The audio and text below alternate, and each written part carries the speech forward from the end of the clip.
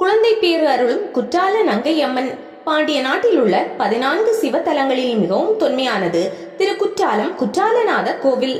தென்காசி அடுத்துள்ள குற்றாலத்தில் இருக்கும் இத்தலம் தீர்த்தம், மூர்த்தி ஆகியவை இணைந்து சிறப்புமிக்கது.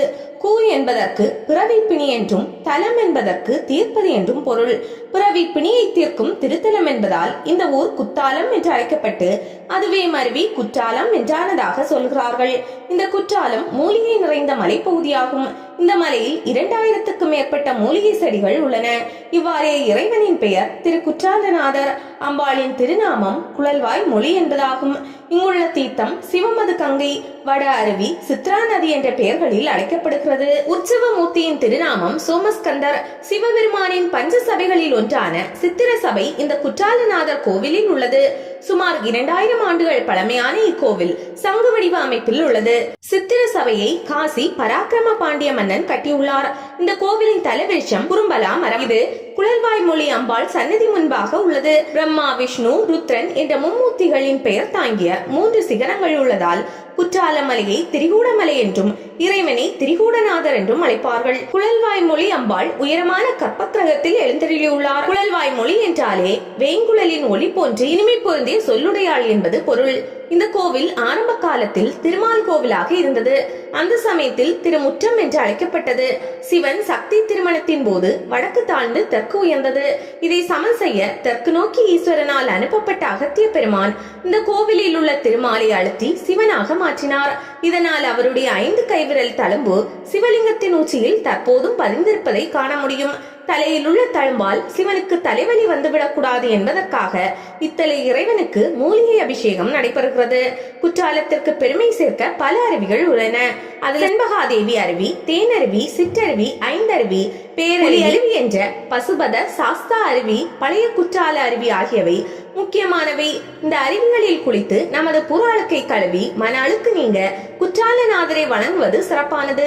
முற்காலத்தில் குற்றால நங்கை என்ற தேவி சித்திர சபையின் வடக்கு வாசலில் அமர்ந்து அருள்பாலித்துள்ளாள்.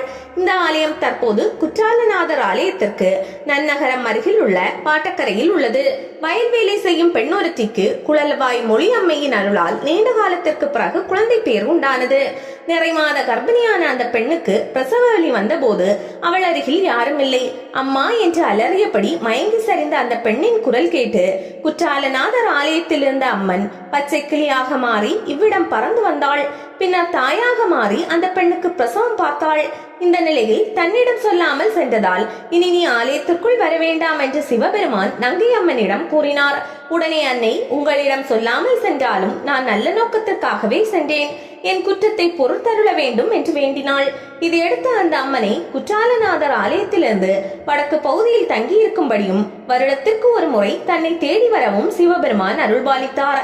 அப்படி அந்த அம்மன் அருள்பாலிக்கும் ஊர் காசி மேஜர்புரம் என்று அழைக்கப்படுகிறது. தென்காசி மாவட்டம் குற்றாலத்திலிருந்து 1 கிலோமீட்டர் தொலைவில் காசி மேஜர்புரம் உள்ளது. தை மாதம் 4 செவ்வாய்க்கிழமையும் இந்த ஆலயத்தில் திருவிழா நடைபெறும்.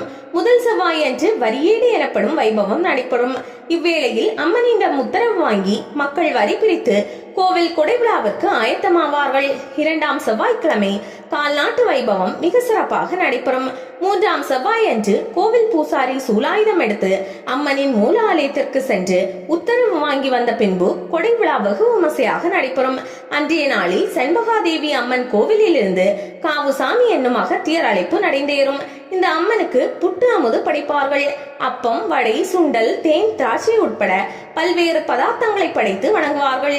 இந்த அன்னையை வேண்டினால் குழந்தை பேறு கிடைக்கும் என்பது ஐதீகம். இந்த ஆலயத்தில் செண்பகாதேவி அம்மன் கிழக்கு நோக்கி உள்ளார். ஆதி அம்மனும் இந்த ஆலய வளாகத்திற்குள் வடக்கு நோக்கி உள்ளார். கோவில் வளாகத்தில் கருப்பசாமி, பன்றி மாடாசாமி, சங்கிலி பூதத்தார், கொம்பு மாடசாமி ஆகியோர் உள்ளனர். வெளியே சின்னத்தம்பி காவல் தெய்வமாக உள்ளார்.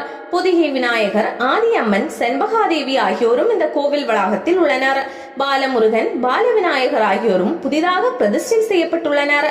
செண்பகா தேவி அம்மன் குற்றால மலையிலிருந்து 3 கிலோமீட்டர் தொலைவில் செண்பகா அருவியின் அருகில் செண்பக வனத்தை பாதுகாக்கும் தேவதையான செண்பகா தேவி அம்மன் உள்ளார். குற்றாலநாதருக்கு பெருவிழாக்கள் தங்கு தடையின்றி நடக்க முதலில் இந்த தேவிக்கு பூஜை செய்கிறார்கள்.